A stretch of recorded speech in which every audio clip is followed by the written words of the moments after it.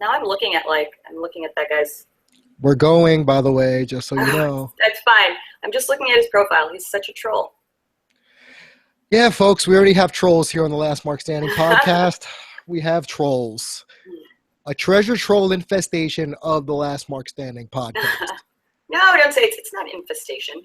Fine. It is a sprouting of a weed of trolls. It's just one troll trying to slip on in, because Twitter's making it easier for people to, I don't know, making it harder, I guess, for people to slip into each other's DMs. What does that even mean, slipping in someone's DM? Not to sound like the cranky old Damian here, but... Like how do you slide into someone's DM? Well, because you're sort of, okay, you have a public conversation, like on Twitter, like you go back and forth or whatever, and then, if you only want to say something to me or like say something private, then you slip into my DMs. I feel like I'm not getting that right, but it's totally fine. That's how but the thing is, like, it's interesting. Twitter is enacting these protocols or adding these things where now you can see when the other person's typing, which is a huge change. That's weird. Yeah, and then you can get a read receipt as well, so you'll know when they saw it. Oh, that's so stupid. I hate that. That's gonna lead to stalkerific behavior, man. Yeah, no, it's gonna be really weird. Like, not that I advocate like people creeping around in the DMs, but they can't really do it that much now that like Big Brother Twitter is saying like, oh, this person read your message like 12 hours ago, or like they're just typing and then like nothing ever shows up. Like, that's the worst. Is like when you type a lot and then you don't post something and they know that you were typing. And it's one word. Right. Or it's like a huge wall of text and then they think about it and then they delete it. So. Right. Have you ever done that before? Oh, are you kidding? Well, probably. I talk to you like a lot, so I probably don't wall of text you that much. But, okay. Like if you're like arguing with a boyfriend or girlfriend, you wall of text every once in a while to get your point across. Like, imagine if you're like arguing over text or IM, like you lay your whole thing out and then you see how they respond. And then like, if they like respond with something shitty, then you start like another wall of text. And then like they say something else and then you have to delete it. It's like, I don't know. I shouldn't talk. I've not been in the dating scene like ever. So I can't talk about like what single people do. So if there's any single people listening to the Last Mark Standing podcast, give us what happens with dating, because we have no idea what happens in dating anymore. We're old, so it doesn't matter. Right, exactly. Back in our day, we had, face-to-face. Now all we have is like online dating now. So right. At the stage of our lives, we're just past that point. So what does slipping in your DMs mean? If someone wants to give me the professional breakdown, I greatly appreciate it. Well, we can Urban Dictionary it. No, that's even worse. That's even worse.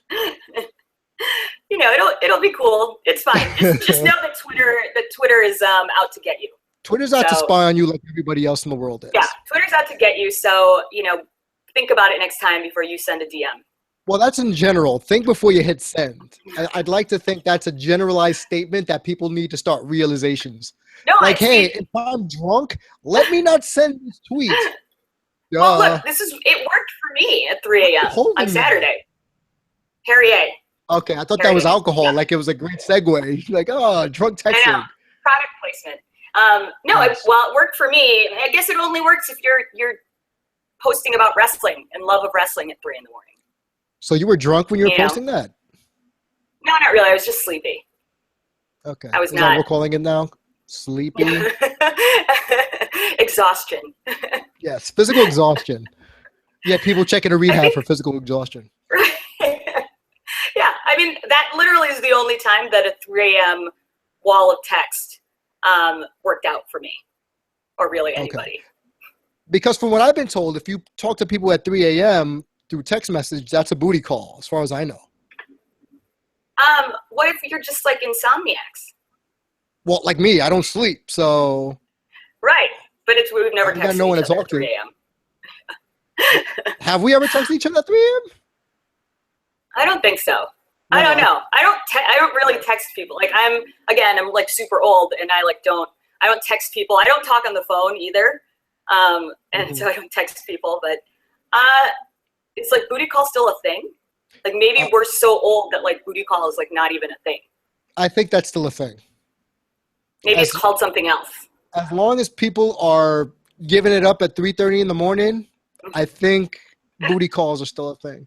Now, if you get laid with like a period of a text message, that's impressive, a la How I Met Your Mother. But, you know, I don't know what those things are. Anyway, I digress. No, this is not wrestling talk. This is not wrestling talk. So again, everyone, welcome to the Last Mark Standing podcast with your hosts, Damian Salty G and the Marky Smart Trina. Hi, guys. Oh, can you stop doing the delays? Pre-show. You're killing me here. I don't really know what you have to give me like a signal of when I need to chime in. You can. Yeah, I need like a teleprompter. Okay, yeah, well, you're looking at my face, so I figured you would chime in once you see my lips move. I don't know, but. No, I'm a little vain. I'm looking at my own face. Oh, you're vain. You shallow, shallow human. You.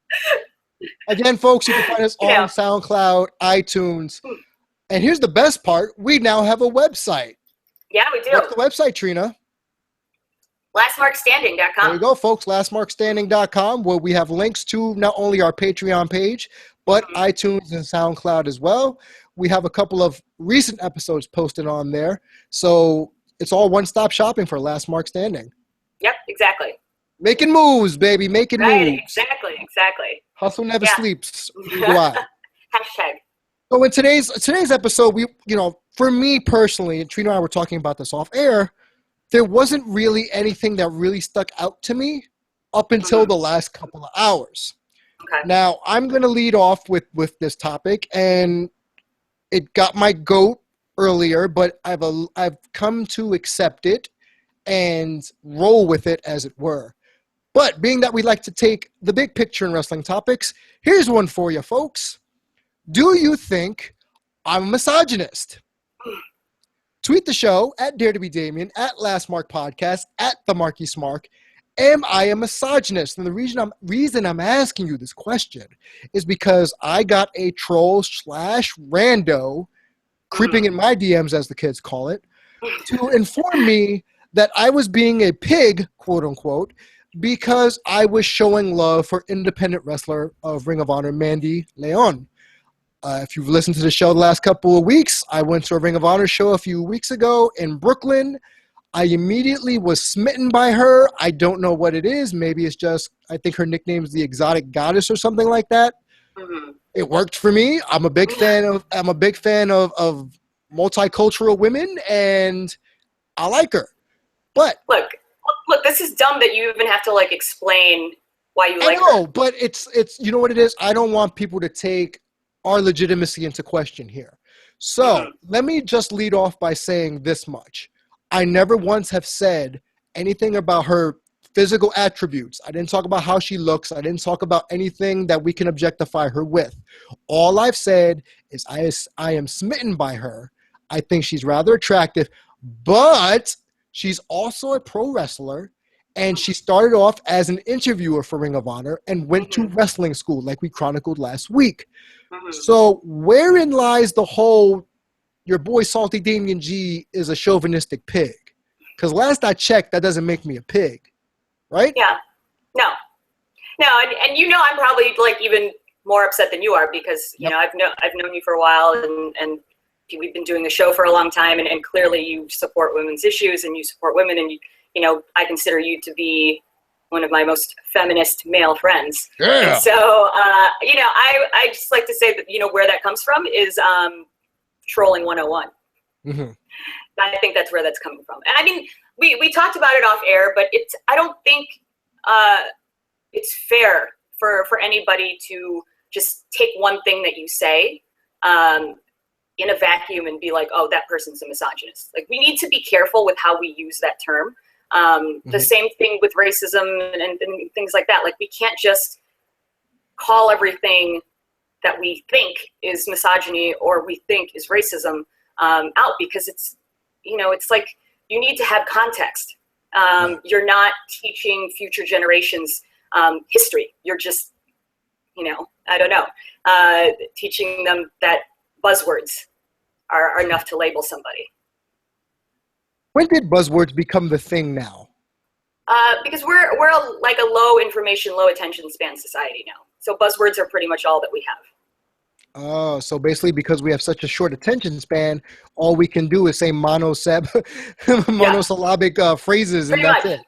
Yeah, I mean, we had to, like, it started, I would say, like, in 2005, we couldn't even say two people who were dating, like, their full name. Like, we had to go with, like, Benifer, because that's a lot shorter than saying Ben Affleck and Jennifer Lopez, or, like, right. Jennifer Gardner. So it's like, we've been slowly heading in that direction where, the shorter that we can make things, and the simpler that we can make things, I think is what we're headed towards. So that's why it's like people are really quick to call something racist or call something misogynist, and it's like, take a minute to learn about the person, because that's what I would have said if I had gotten in that conversation with that troll and you. It's like, look, I've known Damian for a long time. Just because he says somebody is attractive doesn't make him a misogynist. Like, you need to be careful with the way that you use that term. Because and we talked about this. Yeah. Go ahead. Well, so because somebody sent me a message about instances on Twitter where people have referred to me as like a babe, or like, I don't know, like hot or something like. And they asked me how it made me feel, like if I felt like objectified or whatever, or like that was okay with me. And they cited a specific case, and I told them, like, in that case, I've known this person for a long time. And that's our relationship. Mm-hmm. And so it's not anything to me, but I mean, generally, I don't find adjectives like that disrespectful per se. Mm-hmm. I just like it. You can't like get offended about everything, like every little thing. Or like, I can't just assume that everybody's disrespecting me, because I can't live that way. So it's like, if someone says that I'm a babe or like I'm hot or whatever, like that's fine. Like, as long as they're not like calling me other things or whatever, then I'll let it go. And I told that person also that the funny thing is, people on Twitter know me enough to ask first before they even say that. Like, that's what I'm saying. Like, we have progress. This is like, we're making progress there very slowly. And so that's why I think we have to be very cognizant about how we throw these terms around, mm-hmm. So because it's very difficult for men to know how to act, like they don't know, like the lines are so blurred in terms of like what's misogynistic, what's not. And, that I think like we should be teaching people instead of chastising them. Like, chastising them doesn't teach them anything. Well, that's actually a good point, because one of friends of the show, Smart Infested Waters, tweets at me. I think there's a difference between saying what you said sounds misogynistic and explaining it and just immediately calling someone a misogynist. Mm-hmm. So in relation to that, yeah, maybe some people can interpret what I said as misogynistic, but mm-hmm. for me to be labeled misogynistic is just stupid. Mm-hmm. Right. Well, I mean, I'd like to think we're more educated than not to like paint people with a broad brush. That's just me. Yeah, and that's why I say I think that person that called you out or tried to call you out was a troll. I think, a lot of the people that listen to our show and that we associate with are logical, reasonable people, and typically will listen to an explanation and get the context of things before like, setting out a witch hunt or something on one of us. Right. Imagine a warlock hunt in my case. Really, people are going to be coming after me. I mean, my name is Damian, so you might have to come after someone like me whose name is Damian. I just personify evil. Mm-hmm. That's just my thing. Yeah. I mean, I've told Damian many times, and this is not going to help at all, but like, I said, if somebody's calling you misogynist, then just direct them to me and I'll set them straight. Like, this is, like, I'll stand up for you any day. It doesn't matter. Mm-hmm. I know. But here's the funny thing. If someone says something to you, I know you can handle yourself, so I don't immediately jump in, but I have in the past. Mm-hmm. So that happened today with a troll. So I was like, let me not jump in on this one. Let me just take a chill pill, relax, and not try to get too cuckoo for Cocoa Puffs about that.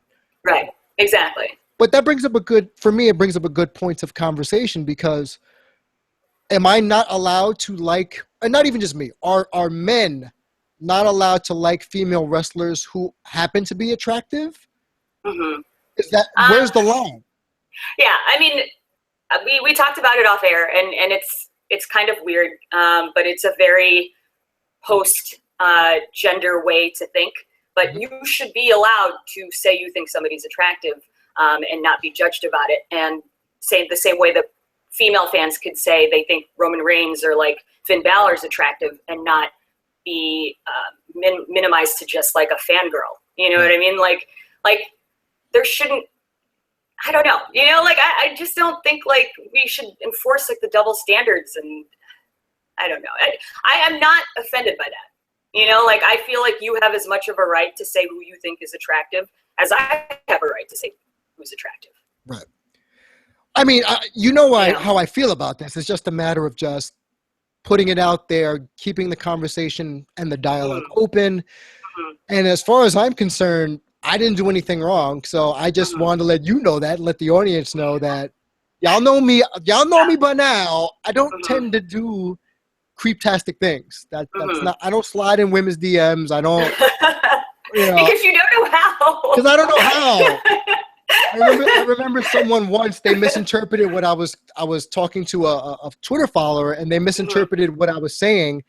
And then they say, why don't you just slide in her DMs? And I'm thinking, I didn't say anything that warrants that. So, and then they apologized and said, oh, I'm sorry. I didn't mean to put you on blast like that. I didn't really read what you wrote. Right. Context is everything. You know, like this, it goes back to trying to understand each other better. You know, it's like you have people who don't understand what Black Lives Matter means. Right. And so we're better off educating them than just trying to like chastise them about it, you know, like, and so like teach people context, like teach people why something could be offensive. Teach people why some people say Black Lives Matter and it's different from all lives matter. Those are two different things. There's two different concepts. So, I mean, context. Let's just try and like relate to each other and understand each other a little bit better. And I think we'll evolve a little bit happier. And you know, the whole argument about context, it could be applied to so many facets, you know, life, wrestling, anything. But one instance comes to mind about Monday night regarding Sasha Banks's promo and, you know, cutting that whole fake retirement angle. And there was a lot of context, if you want to use that word, that was misconstrued in the promo, specifically the Miss Piggy comment about Dana Brooke. What I didn't know is that people were tweeting me today that apparently that was her nickname in the locker room at NXT. I didn't know that. Still doesn't make sense to me. I still don't get it. Why are they calling her Miss Piggy? I don't understand. Right. And for Sasha as a face to do that is just weird. Yeah. Well, I mean, and I asked like a non-fan. I was like, like what's the connotation of Miss Piggy to you? Is there any like positive connotation, or is it all negative? And the consensus was definitely that it's all negative. I mean, look, if it's a nickname for her backstage, then just keep it backstage, because like, again, it's like one of those things like Carl's hot Asian wife, you know, like that might be an inside joke. Like that might be an inside joke, like in Japan or like New Japan, you know, but out of context, it just sounds weird. Right. You know, like and you're broadcasting to an audience of millions on TV and inside the stadium and things like that. And it's like, you know, just have some self-awareness sometimes that maybe the things that you say, I say things that could be taken out of context all the time. So. I agree. Yeah. So as somebody who says that, you know, I think if I ever get a bigger stage or something like that, maybe I'll be, you know, I'll try to be more cognizant of that. But I think if you're on national TV, you know, especially if it's a work, you know what I mean? Like choose something else. Like choose something that relates to the audience a little bit more. Yeah. Than like an inside joke. And another thing about the promo that really is bothering the general IWC is the fact that she was a face, like I stated, but she's cutting a heel promo.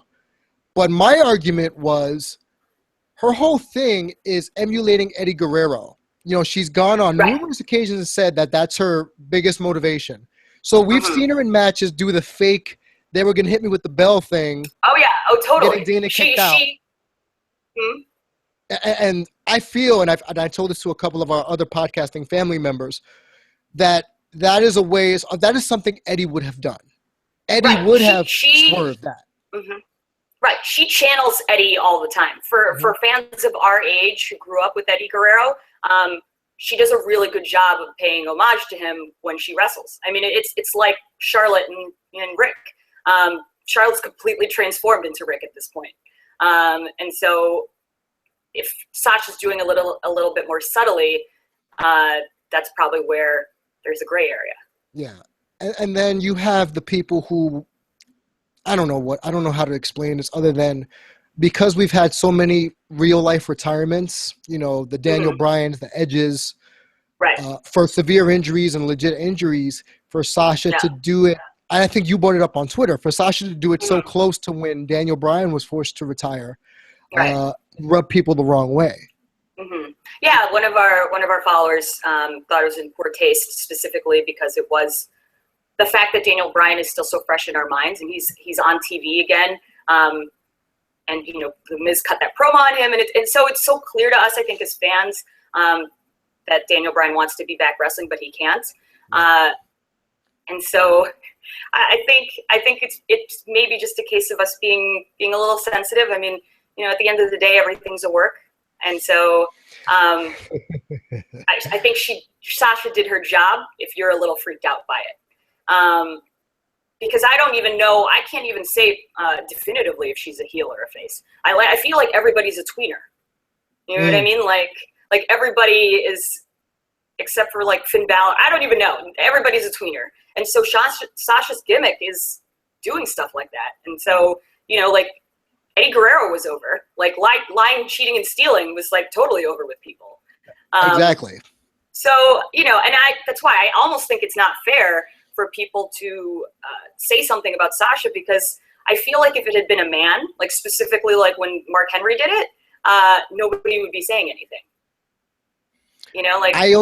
I countered that today with saying Henry turned heel. So that's why it was universally accepted, because he turned heel.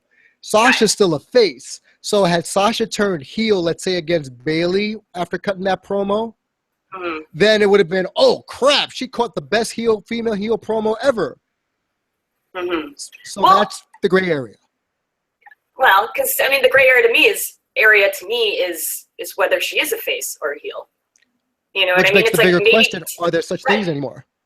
Right. Well, to you, it's clear cut, but it's not really to me. Well, I know, and I'm agreeing with you. What I'm saying is, at this stage of where we are in our wrestle fandom and watching wrestling, are there any clear cut, aside from Bayley and the New Day and maybe Becky Lynch? Okay, fine. But that group, can anyone really be considered a true heel or face beside that core money making group that we talked about? No, I think everybody else can slip somewhere in between. I think like on any given week, anybody can be anything they want, depending on what kind of promo they cut and how they present themselves. Because I think we're presented now with an audience who isn't definitive in terms of what they believe is a heel and a face, and what's good and bad, and what they like and what they don't like. We have a very diverse audience now. Some people like Dean, some people like Seth, so. I feel like we have an audience that's not gonna choose. So why should we make every character fit into a certain box? Agreed. Does that make sense? Yeah, that makes perfect sense. Yeah. But it's something that we've talked about before in other episodes on Last Mark podcast. But Vince even has gone on record and said there is no more heel or face. They're just superstars.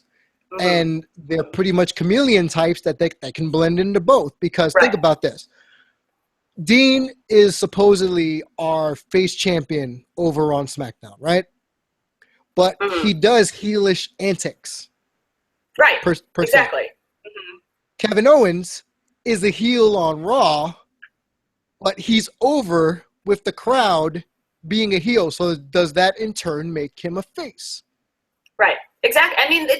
Everybody is like a tweener. Everyone's a tweener, I'm telling you. Because everybody has different tastes. Like different things appeal to different people. And it's like, If I was WWE, I wouldn't even try and try and differentiate what's a heel and the face anymore, because you're like a dog chasing your tail. Like you're never going to satisfy a majority of the fans. And that's what happens when you try to appeal to a mass audience. So, like you're better off just letting the superstars be as authentic as they can be, and then going from there. That's like what I feel like. So is that the problem? It's a lack of authenticity, or? Sometimes. I mean, some people are just not good actors. Oh, you mean? Oh, yeah. So not everybody can be the Miz, okay? Not everyone can be the A-lister, Hollywood A-lister type. Some people are just wooden on the microphone. Sasha comes to mind. Right. Becky, even though she's better than Sasha at promos, sometimes she gets a little corny. Cena, depending on if he's engaged or not, mentally can cut a cheesy promo. Yeah. Orton's just monotone. It's like, well, Bray, there's a man and a snake, and the snake was hungry, and the snake ate the man. It's like, what? What did you think? Wait, what did you think of his like dramatic soliloquy? Like his folktale? Yeah, it's really weird. I honestly felt while watching it that I was sitting at a campfire and he was trying to tell me a life story, and it just didn't resonate with me. Thinking, okay, so basically you're Liam Neeson in The Gray. Got it. All right. Right. Just wanted to make sure. Yeah, I was not listening really to anything he was saying. I was mostly impressed that he like remembered all the lines, because I didn't really see him like looking in a certain direction to like read the lines or anything, because it's funny when you watch Saturday Night Live, you'll see like professional actors like who have Emmys and like Oscars and stuff like that. They can't do Saturday Night Live without cue cards. Yeah, they have to stare. You catch them looking deep into the camera. And they're just like looking, but they're like interacting with somebody over here, but they're looking over here. Yeah. So, I mean, I was really impressed that Randy remembered that whole thing. Like, at this age, how do we remember things like that? That's crazy. Well, I mean, he did talk very slowly and pronounced like this, so it wouldn't be too hard to remember your lines. That's true. Maybe it was written on the wall somewhere. Maybe that's a story he tells his daughter. I don't know, like a bedtime story. About snakes, probably. Like because he's the Viper. Right. If that was my gimmick, I'd totally tell that story all the time. Just to scare my daughter so she would go to bed at night. Yeah. I want to stay on SmackDown really quick because another thing, because I didn't watch it, but I caught the highlights, and then we could swing over to Raw again if need be. But I brought up with you off air, though, and keeping with this whole sexist / misogynistic / shallow conversation piece, Dean versus AJ. Now, it seems as if it's a foregone conclusion that AJ is going to take the title off of Dean this weekend at Backlash. On the other hand, you and I don't think this is the right time, but that's not where I'm going with this. How many people are just begging for AJ to take the title because, and I'm going to put it out there, so don't kill me, Twitter, or you know what, maybe you could kill me. Again, at Dare to be Damian, go ahead and kill me. Right. How much of it is the fact that without his shirt, AJ looks like a prototypical superstar that can move merch or be on calendars or can be marketable to certain members of the audience. Whereas Dean, as people have gone on in social media to say, he looks like he hasn't showered in about 5 days and looks like he lives in a trailer park. Whereas we have defended Dean Ambrose here on the show as our champion, in a sense, because he represents what we are. Specifically me. Right, he's an everyman. Yeah, if I took my shirt off, I'd probably have a body closer to Dean Ambrose than I would for AJ Styles. So how many people are actually wanting AJ to take the title strictly because they want AJ to have the belt, because they like AJ, or is because they hate Dean for everything he stands for? So there's 3 options here. Do you want AJ to have the belt? And again, tweet the show at Last Mark Podcast. Do you want AJ to have the belt because he looks good without his shirt? Or do you want him to have the belt because you're tired of Dean? And if that's the case, why? So again, at Dare to be Damian, at the Marky Smart, let us know. Live tweet us. The show's live. I want to answer these questions. So Trina, I want you to give me the first salvo of information. So go ahead. Right. So I personally think that they will keep it on Dean. I don't think it's a foregone conclusion that AJ is going to take it, just because as a fan of both of them, I would like to see Dean keep the belt for a little bit longer, and I would like AJ to get the belt at a more prestigious time, something other than Backlash or whatever this is called. And so it's so Backlash. Like I don't feel like this is the right time. I still want to see Dean continue to flesh out this character or whatever he's trying to do. And I would rather see AJ get crowned at like a Royal Rumble or even like a WrestleMania. And then the other thing that I talked about offline with you is that I almost feel like we have the people that we have on SmackDown, specifically like a Dean Ambrose, and now AJ Styles, who is stuck on the ropes or something like that. We have these specific guys so that we can shed light on the women and make SmackDown more about the women than necessarily the men or the title or the champion. Because that's what I felt like watching this week's SmackDown. I know you didn't watch the whole thing; you only watched clips. But I felt like they opened the show with the women, with the segment with the segment about the women, and it's just they got a lot of screen time. Still, not a lot of airtime generally, but I felt like the thesis of the show is the women's 6-pack match is what you need to be watching on Sunday. Right. And for me, and I told you this offline, but that's the only redeeming factor of this pay-per-view for me. I'm really interested to see who gets crowned the first SmackDown Women's Champion. Right. To the point where you and I, in previous episodes, we were going back and forth as to who we think would win. But SmackDown has done a great job of building intrigue for the women's division. I will give them that. Their mid-card, I thought, would be better. I'm not really interested. I did bring up a point today about the person I want to dethrone Miz for the Intercontinental Championship, which we all know, again, is my favorite championship belt.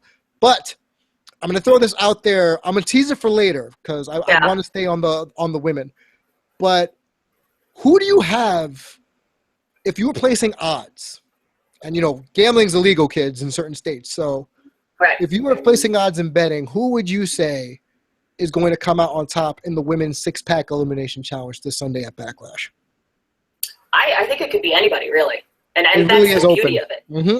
Exactly. Yeah, and I think that's what's awesome about it. It's like they've built each woman up enough that any of them could have a chance. I mean, obviously there's you could probably pick like top three favorites who are most likely to get it.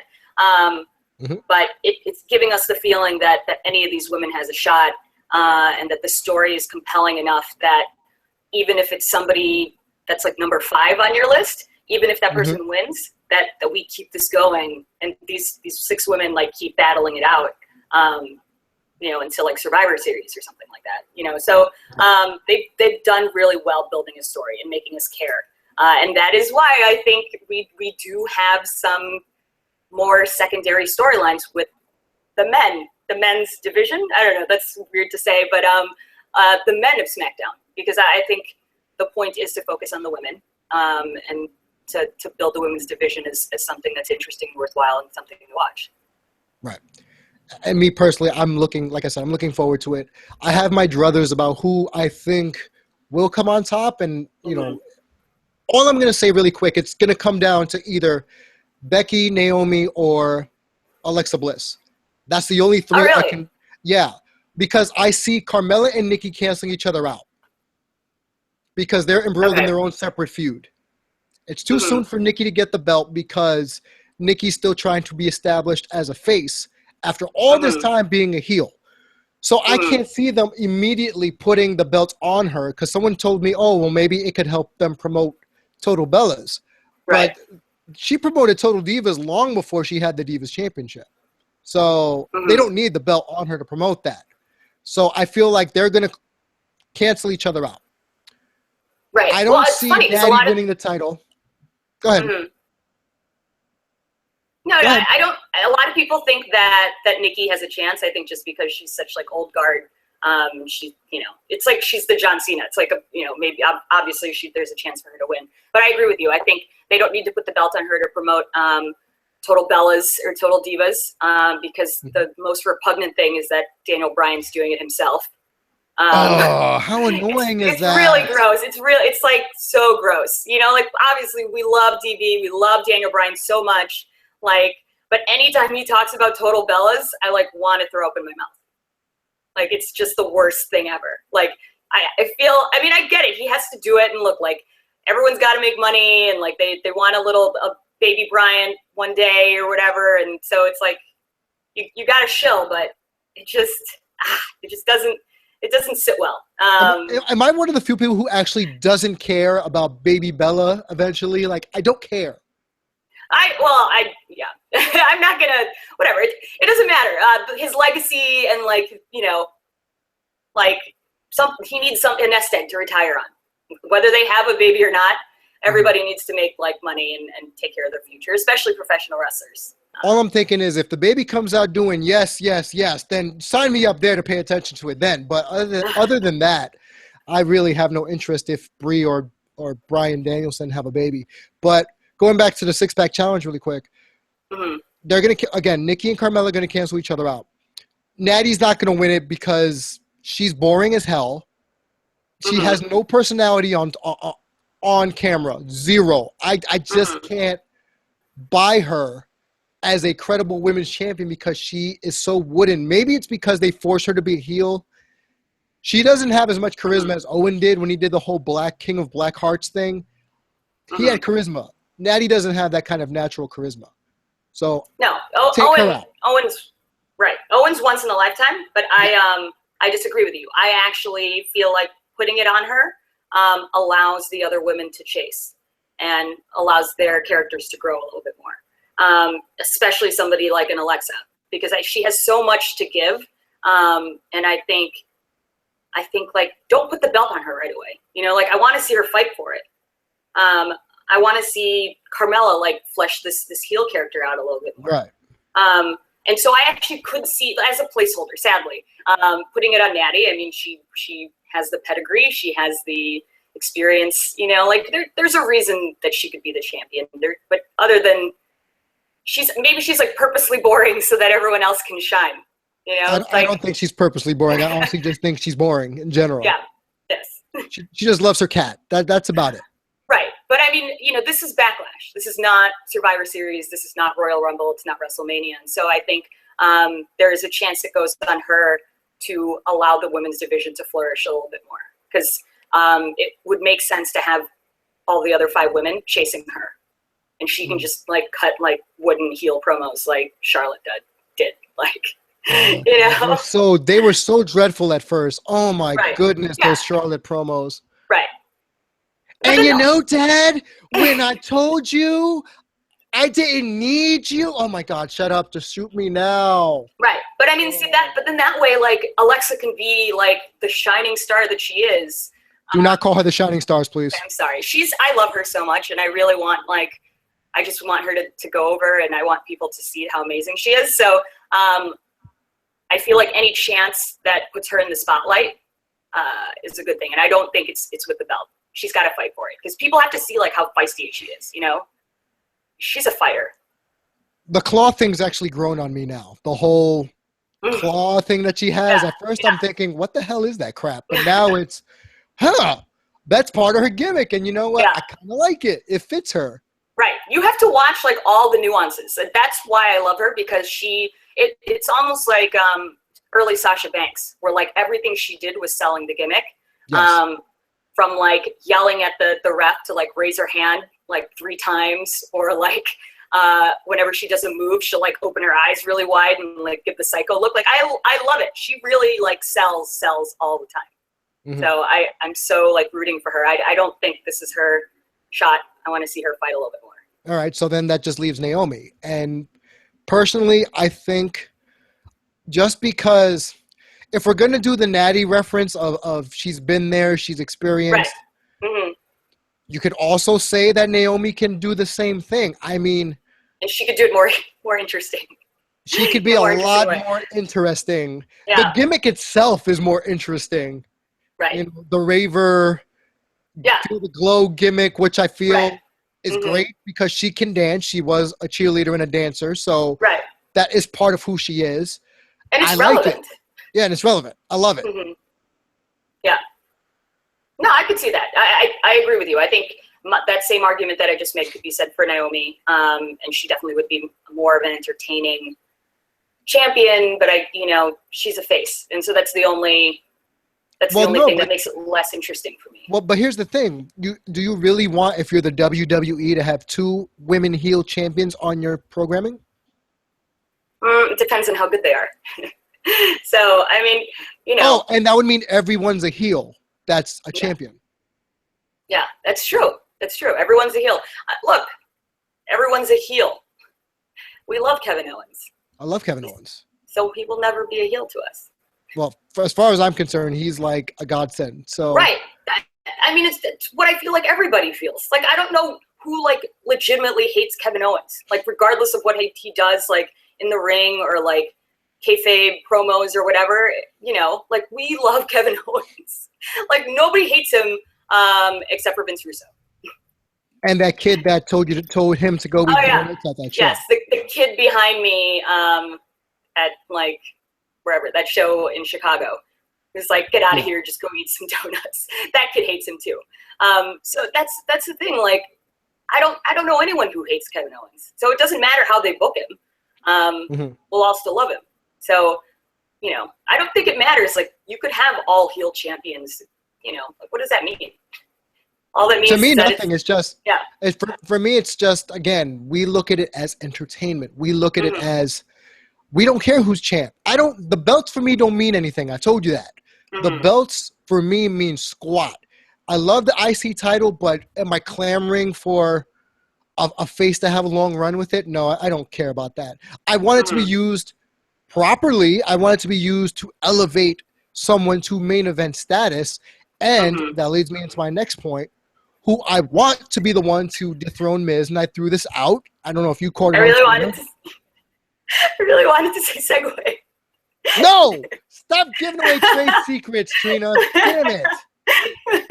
I didn't go to broadcasting school, so you can give away my secrets. We're educating the people. That was a segue. Ding! Segue!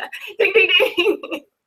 But as far as I'm concerned, I want, drum roll please, the person I want to take the belt off of The Miz is Shinsuke Nakamura. Oh! Thank you for the Jerry Springer. No, Oh! but see, that requires Nakamura to come to the main roster, and I actually have an issue with that. But wait, the reason let me explain it. Okay. Before Kevin came up, he was the NXT champion, right? Before he came up full time, he feuded over the U.S. championship, right? So, if you want to have Shinsuke come up to just take the IC title, because that's what he made his name with in Japan. He is the prototypical IC champion in Japan. If he was the one to take the belt off Miz and be the only, I think he's the only one that would be able to carry. What are you doing? What's going on? I pulled up the YouTube video on my phone. Now it's like making noise. Sorry. Damn it, Trina. We're supposed to be professional here. You're the professional. I'm the jackass. So this is true. I'm supposed to be the pro here. So if Nakamura is the dude that takes the belt off the Miz, he will be, from my recollection, the only person to carry both, was it the IWGP and awesome. the WWE IC titles in history. That's and awesome. just think about the pop that he will get if it's at a big event. Let's say Miz holds it until Survivor Series, right? And then Nakamura comes out a la Ultimate Warrior 1988 dethroning Honky Tonk Man. Oh. Steamrolls Miz, takes the title. How much craziness is the WWE Universe going to have if Nakamura is the one that takes the belt. Plus, it helps building in Japan, the bridge between Japan and America in terms of WWE reaching out to the rising sun. Because look at how NXT is pushing their international stars. Both champions are Japanese. Yeah, I know. That's actually really fantastic. That like when Asuka won, I was like, this is awesome. That like both of the champions are from Japan and from New Japan. So you would have Nakamura come up and win right away, like in November. Yes. Like he would, like there's no build up. Like he doesn't debut on Raw. Like he debuts like on a pay-per-view and takes the championship. Yes. Like a secret opponent. Okay. Like, who's like an open challenge? You know how like Cena used to do the open challenge. Let's say the Miz is like, I've beaten everybody on the SmackDown roster. There's no one else that can hold me. And then all of a sudden the lights go out and you hear the guitar riffs. Oh God, I got goosebumps just now. Exactly. I'm hearing it in my head. I'm thinking, holy shit, the place is going to explode. Right. Yeah. I can deal with that. You know, because part of my concern about him coming up to the main roster is that the main roster audience will not appreciate Nakamura the way that we have in NXT. But you put him on SmackDown, though. I know, but it's just you're like presupposing too much about that audience. You know, like you're already thinking they're going to know about the IWGP Championship, and that's too much information for an audience to know. Like you sat next to people that didn't even know what NXT was, and you're thinking that you think that there's going to be people who know that like he'll be the only person to hold like 3 belts. I mean, I don't know. I want him to come in with as much fanfare as possible so that people know that he's something. I think they did that with Finn. They did that with AJ. Let the casual fan know, hey, you're supposed to pay attention to these people. This is not just like a random debut. And so if they give him as much fanfare as you're, like you're speculating, I could maybe deal with that. I also could live in a world where he never comes up to the main roster. Is that weird? That's true. No, that's exactly true. I believe that. Yeah. I mean, because I feel like I would rather have him appreciated. And if we're really going to do this thing where each brand is its own like entity, then someone's got to hold down NXT. And I just feel like whenever he comes out on NXT, he's appreciated. And it's everything that he's done, everything he does in the ring is completely understood and appreciated on the NXT level. And I just so you don't think, okay, I know there's a disconnect between how Vince would want to use Shinsuke and how Triple H would want to use Shinsuke. Yes, I get the feeling by all accounts that Triple H knows exactly how to use Nakamura on the main roster, but Vince will be totally confused. The reason why I'm saying SmackDown is because the NXT writers went to SmackDown. So they would know how to properly build him up. Yeah. Yeah. I mean, look, we're switching roles right now. You're the optimistic one here. Yeah, you are the optimistic one. And the reality is I had lunch with my WWE friend on Monday before I went to Raw. Humble brag alert. Yeah, humble brag alert. I know, exactly. I'm the queen of the humble brag. Like, just accept it for what it is. Fine. So I asked him, I was just like, I would rather have Nakamura stay in NXT. Like, I love him so much. Like, I would hate to see, like, his thing get diluted or like, just not be appreciated the way it's supposed to be appreciated. And he's like, no, he's coming up for sure. So he couldn't tell me when. Wait, say that again? You broke up. I couldn't hear you. Say that again? Nakamura is definitely coming up to the main Sweet. roster. For sure. I can't give you a time frame because the interesting tidbit, another thing that I learned was that production guys and like new call-ups stay in the same hotel. So like, I was like, oh, so maybe, it's like, hopefully you'll be staying with Ty Dillinger soon, or something like that. And so that's why he was like, I'll probably be staying with Nakamura at some point because he's coming up for sure. That makes me happy. Like my theory doesn't work. And I just hope that they do right by him. And again, like we've said this before in our podcast, it's up to us. It's up to the educated fans. I'm not going to call us smarks to tell the casual fans or let other people know that this guy is major.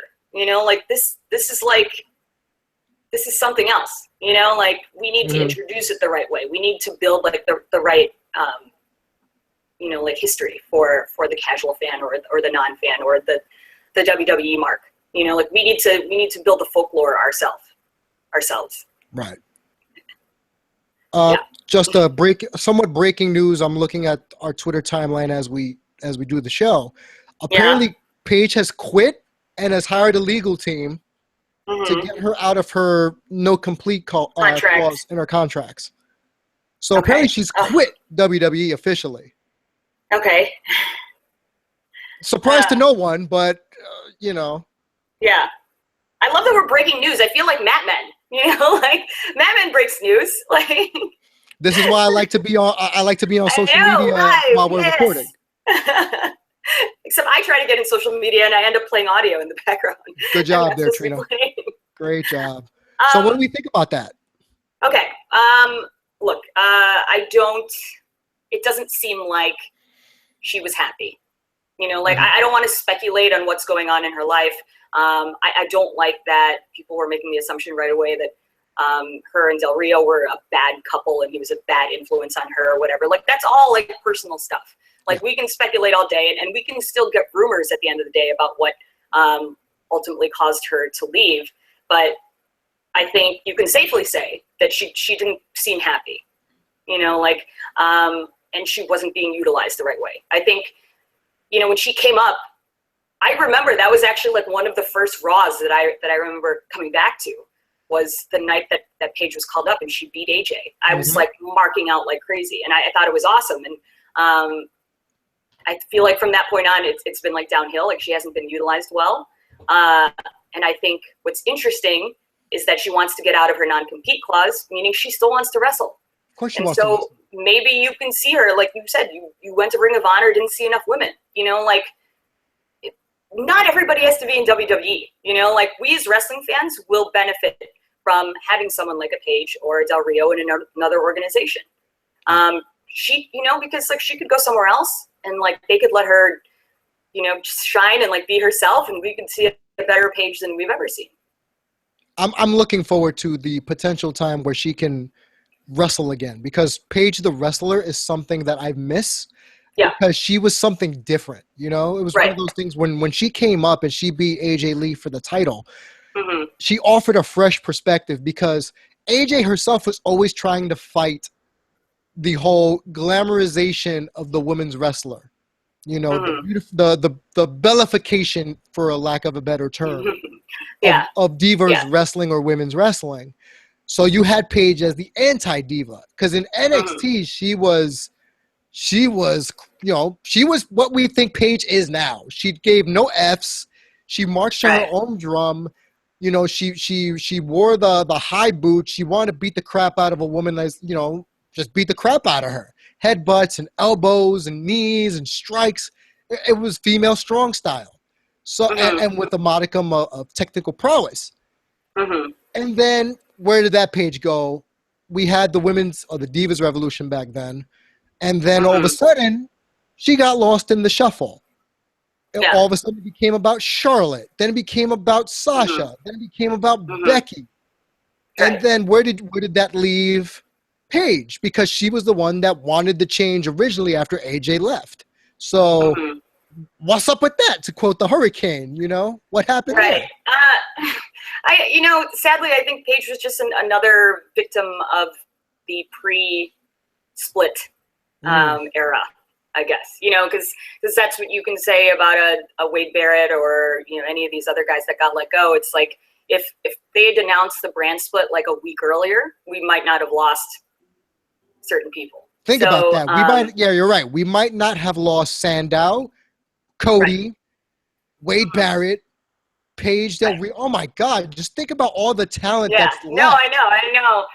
And so that's the thing. It's like if Paige was like on good terms with WWE, I think you could find a place for her in this current landscape with Raw and SmackDown with like their own separate women's divisions.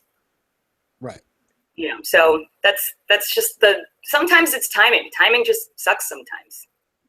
And so sometimes you got to pivot and do something else. I read an article over the weekend, apparently, that the man formerly known as Wade Barrett, Stu Bennett is going to Ring of Honor. No, that's a false rumor. That's a false rumor. I was going to say. I mean, I wasn't saying that was a definite. Like, I'm just saying I read it and it immediately got me thinking, really? Yeah. Like, Well, what would you have? You would have put him somewhere else, New Japan? Yeah. Again, this goes back to the whole Ryback thing that we talked about months ago. Where would you see Ryback going? I can't see Wade Barrett in Ring of Honor. I just can't. I feel as if he'd go there and it would be expected that they put the belt directly on him. Can't go there. Yeah. I don't think he can be in TNA. I think he could go to TNA because it seems like they want to snap up as many former WWE employees as humanly possible now that Billy Corgan's running it. It's WCW all over again. That's what it is. And I feel like that's what TNA is going to turn into because apparently Cody's going there also. So you got the marquee guy in Cody, so I can't see Wade Barrett going there yet. So the only alternative, especially if from what I've been reading about Kenny possibly leaving New Japan, is having Stu Bennett. Don't start that rumor. No, I'm not starting it. It's been circulating a lot the last 24 to 48 hours, especially if he loses at Wrestle Kingdom, because that's the big thing. And again, I hate reckless speculation. I'm just what I've read. If Kenny is leaving at some point, who better than to segue in than another, and I'm going to be a little shallow here for a second. Another attractive man who happens to be well versed and can go in the ring and brings a sense of toughness and strong style to New Japan. Because remember, Wade used to be a bare knuckle fighter. He's got the bullhammer elbow. So I see him fitting in more in that culture of strong style in Japan, more so than going to, let's say, Lucha Underground or TNA. Okay. Yeah. I could see that. I don't watch enough New Japan to say, where he fits perfectly. I think he's a good enough worker. He's good enough on the mic that I think he could fit in anywhere. But I do agree with you that we are going to see a shift. There are a million rumors circulating out there of people signing. And 2017 is going to see a totally different roster. Right. And so that's going to be crazy. 2016 felt like that. It's like we didn't think that we'd ever live in a world where we'd see like AJ Styles and Kevin Owens, all these people like in WWE on the main roster. And I think 2017 is going to just keep that going. There's just going to be new faces, and I don't know. I can't say where Stu Bennett fits, but I will say that I do think that wasn't necessarily a true rumor depiction of what is going on with Stu Bennett, because I think he was just like people just taking pictures with him or whatever. Anything can happen. I think anyone should go anywhere, and I think he's good enough that he would do fine. This got me thinking about reckless speculation. We should take a picture of you in like wrestling gear and then say that you're going to go to Ring of Honor or something, or you've been signed by NXT just to see how the Twitterverse would explode. Right. Oh my God, the Marky Smark's going to NXT. Holy crap. Well, I'm repping my Rockstar Pro shirt, and it's this is my first. I'm going to show you guys. This is my first belt shirt. Very nice. And I know Dave Christa's the champion over there, but I'm going to claim that he needs to come west of St. Louis and challenge me for the championship. I was going to say, are you issuing an open challenge? I know. It'd be like, come at me, bro. He doesn't wrestle. He doesn't typically wrestle like Kansas City or like I said, west of St. Louis. So it's just like come and stake your claim. OI4K. Who? Ohio is for killers. Okay, yeah. You're educating me because I have no idea what the hell you just said. I'm getting like really indie wrestling on you. Ooh, okay. Yeah. And we're going to be doing a indie specific wrestling show after this. Yes, we are. With our friend Chuck Colorado, who is our Chicago indie wrestling correspondent. So later on today, in conjunction with Lay Off the Mat Down, he's representing that podcast. We're going to swap indie stories. He's going to educate yours truly as well as Trina as to how the indie scene is taking shape. Because now I'm an indie fan. I'm becoming more of an indie wrestling fan. Trina's indie wrestling, for lack of a better term, Mark. So I need education. Educate your boy Salty so he knows what's going on. You have, in the East Coast, you have some of the best independent wrestling. And I can't go to any of them because I'm booked already for these dates. I know. Like, Evolve is, like, amazing. Like, I can't go. By the way, I love the product placement with your Perrier water just now as you drink it while you're on camera. But I know, right? I know what I'm doing. Yeah, we need sponsorships, Perrier. Come at us. I know. Come at us, bros. At thelastmarkpodcast.com, okay? We need sponsorships. Anyway, no, I've seen all these indie shows being advertised up the East Coast. Yeah. I want to go to these things. Like, there's one. I Beyond? want to say there's one in Lockport for Ring of Honor, Lockport, New York. It's close to Buffalo. Oh, yeah, that's right. I can't do the 7-hour drive, man. I can't do that. I want to, but I can't in good conscience fly there just for a Ring of Honor event, then to fly back, and I'd be going solo because nobody wants to go with me. So. Yeah, nobody wanted to go with you. I know. Like, I pretty much decided that I'm done. I won't be going to any Ring of Honor events for the rest of the year just because they won't be close to me. So I'm going to have to wait till next year. Same thing with, like, Rockstar Pro. Like, I don't think I'll be in Ohio anytime soon. So I won't be seeing them probably until next year. And so, look, it sucks that we can't do all these things that we want to do, but I think it says something about wrestling in general right now and the state of wrestling. And there's so much going on everywhere that, wherever you look, like there's probably like a great show going on, like on a Friday or Saturday close to you. So there's just a lot of good stuff going on in wrestling, man. Yeah. And I want anyone, if you know any other indie shows that are going around in Kansas City or close to New York. No, if anyone knows that we don't know about, maybe there's some secret federation that we've never heard of.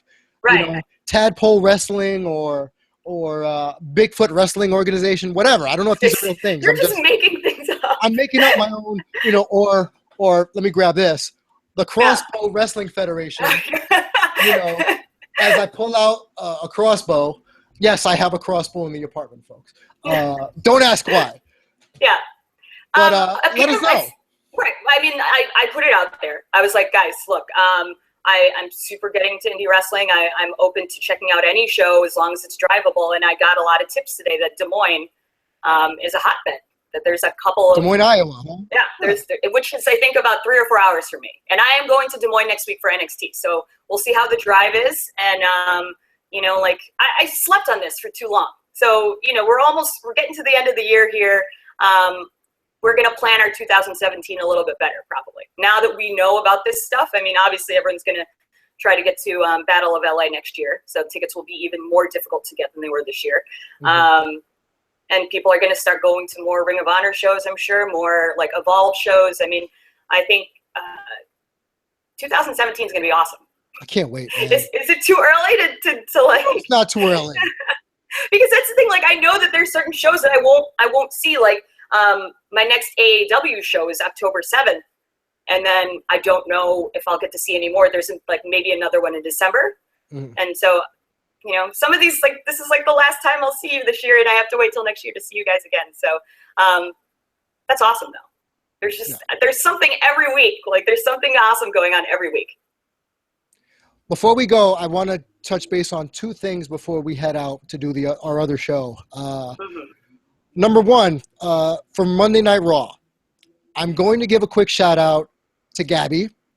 You and her wound up meeting up after the show. Yes. Took a very iconic, in my opinion, picture.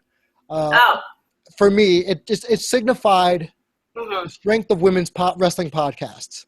Yes. To see the 2 of you, kind of like the mega powers, shaking hands, like 2 Sweden in the middle, in the middle. And I thought, for me personally, because I know you both and I love you both, it meant a lot to me to watch and to see and to know that you both were at Monday Night Raw and to see you guys take that picture. Listen, I know there's a lot of talk in social media and wrestling media that there's too many male-dominated podcasts that don't have enough people of color on them. So let me just say this much. I am proud to know a lot of female people of color, women of color, who are trying to make strides in the wrestling broadcasting industry. I am proud to be a person of color trying to make strides in the broadcast industry as a whole. But I have found my bit of a niche, and I'm so lucky and so grateful, and I'm sure the fans feel this way also, to have two pillars like yourself and Gabby to be making the headway or trying to make the headway that you're trying to do. I love you all. I appreciate it. So for me, the salty one approves of the mega powers of podcasting combining to form Captain Planet in a sense on Monday Night Raw. So that was awesome. So kudos to you and to Gabby as well. Well, let me give a quick shout out as well to Carl Barkley, who goes by Bird versus Plane on Twitter. He actually gave Gabby a ride. Sweet. Because Gabby was stuck. I think she goes to Mizzou, or she lives near the Mizzou campus. So she's about 3 hours away, 2.5 hours away, and she's like, she DM'd me like earlier in the day and was like, dude, I have a ticket, but I can't get there. And so I was like, all right, let me put like all my like bat signals out, you know, like all the connections I have to see what we can do. And so long story short, I was able to get Carl Barkley a comp ticket, and he picked up Gabby, and they went to the show together, and like now they're friends, and we're just, you know, we're like a big wrestling family, and they had like a fantastic time. I mean, Gabby was so excited. I was just like so excited that she, I think, got sick the next day. Like she had such a great time.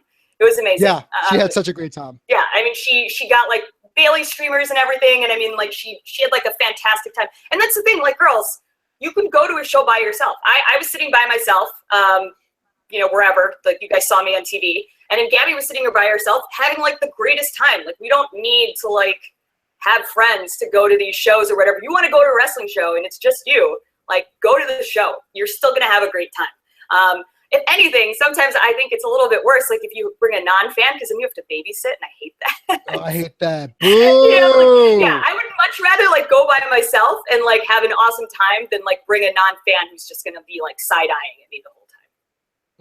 Yeah. That's not a very like friendly. That's more of a heel Trina move. That's a heel Trina move. By the way, don't act like we didn't catch you a couple of times on Monday Night Raw. I tried. You know, I had to like lean in, like Sheryl Sandberg says. Like I had to like do like as much as I could. I was one of like Bailey's little dolls, and the guy next to me, thank God, was totally fine with that. Like he was all about it. He was like, yeah, let's get you in there, and I'm just like over here.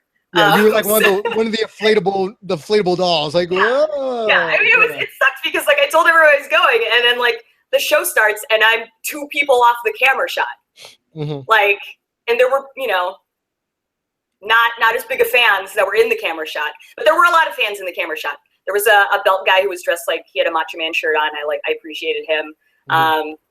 You know, it was a good show. I think people had some comments about the crowd. It wasn't the hottest crowd, you know, especially because I come from going to shows in Chicago, and the Rosemont Chicago crowd is always super, super hot. They weren't super hot, but, you know, they were also a little disrespectful of Sasha, I'd say. But we didn't know we were getting swerved, so I guess it's fine. You know, but good crowd. You know, like I feel like I was surrounded by fans, which is always like what I aim for when I go to a live show. I love that. It's like I'm surrounded by people who are having a good time.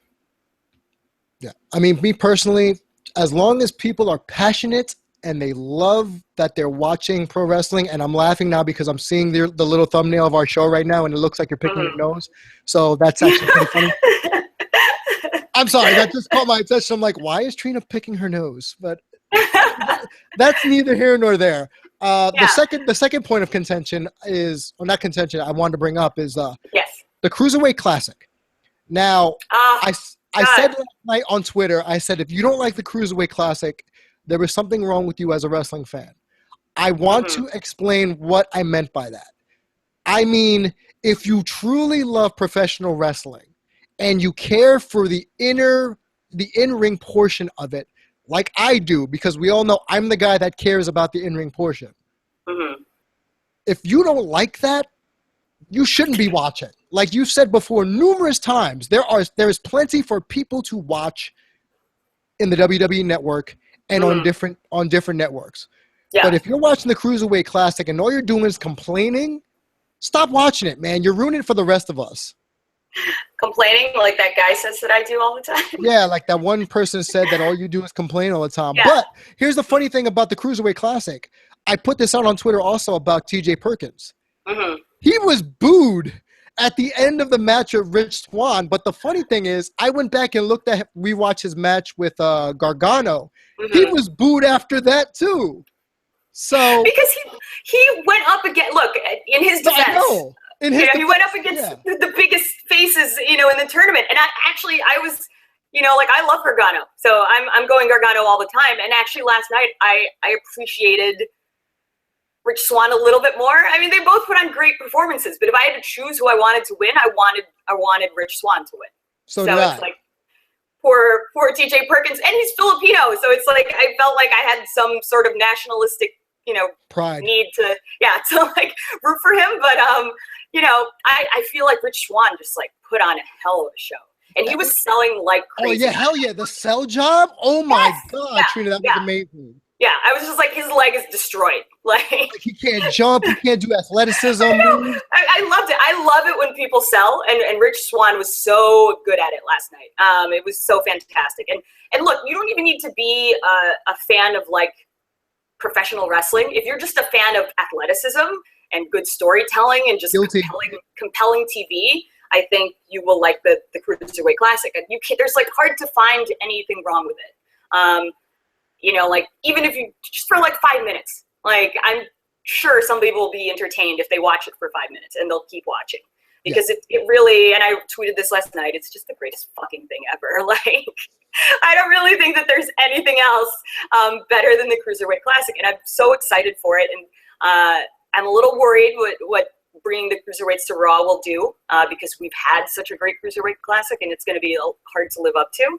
So we'll find out, but I'm just glad we get to see some of these people on our TVs on Monday night, like Jack Gallagher and all these different people. I'm marking out for Jack Gallagher on Raw. I know, right? I'm like, yes, put him on Raw. Let him entertain people. We love him. We love Jack Gallagher.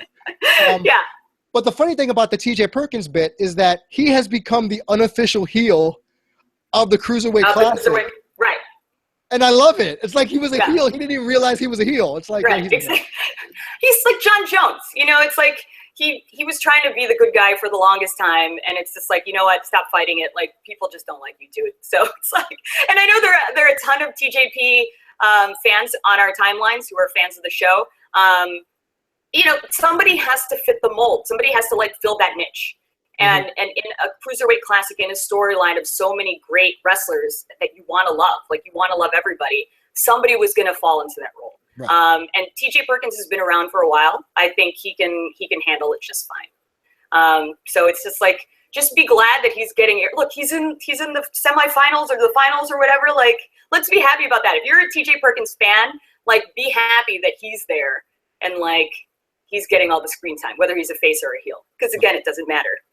It doesn't. And another thing I noticed is that the Final Four are all international superstars. Right, exactly. I love that too. It's great. Yeah. Sorry, pro-America people, like, we don't have an American in the finals, but you know what?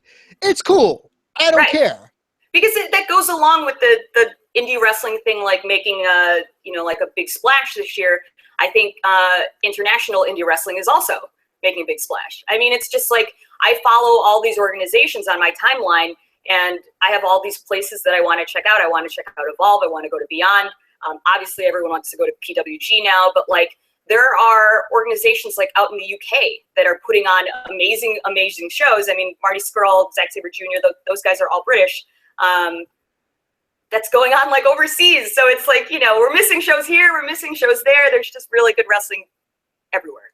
So the better question is, will people be willing to pay us to travel to wrestling shows so we can report on this full time? Because I am open to that. I will gladly leave my job as a program director / therapist to to cover wrestling for a living. So if anyone's listening to the Last Mark Standing podcast, again, you can find us on lastmarkstanding.com, at Twitter, at the Last Mark Podcast.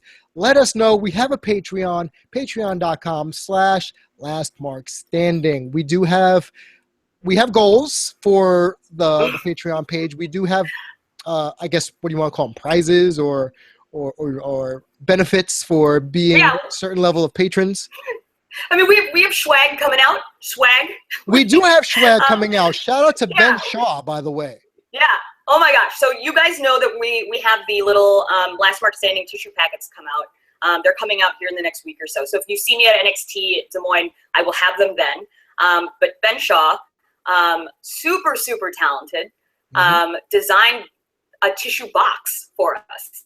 And it is the greatest thing that I've ever seen in my life. It like sort of makes me feel okay about crying about everything. Like if I had this tissue box, I'd be like, it's totally fine. That Hotel for Dogs is making me cry. Right. And not to give too much away of the tissue box, but it fits us to a T. You know, how we're depicted fits us to a T on the tissue box. It's a fantastic design. It transcends our podcast. It transcends wrestling. I mean, I feel like he's so talented, and this design is so fantastic that you could see it at Urban Outfitters.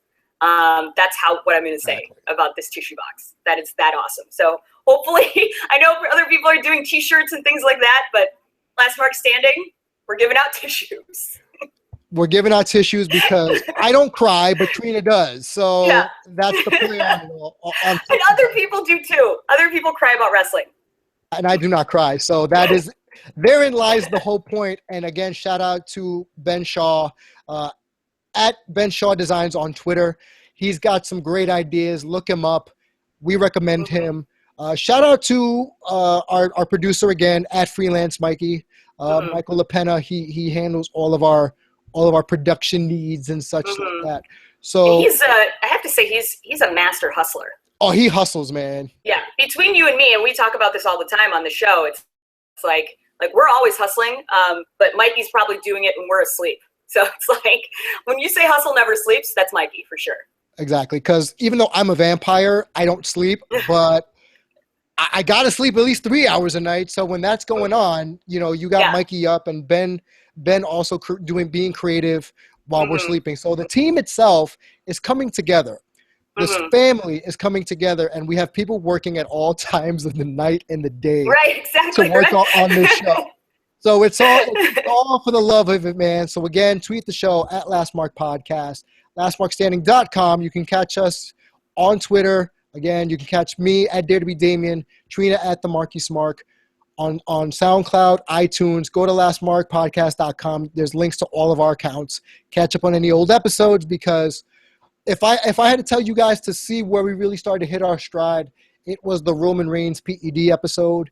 Yes. If you're new to the show, start there and work your way forward, and that is where you can get a good rundown and a good description about who we are and what we do here at Last Mark.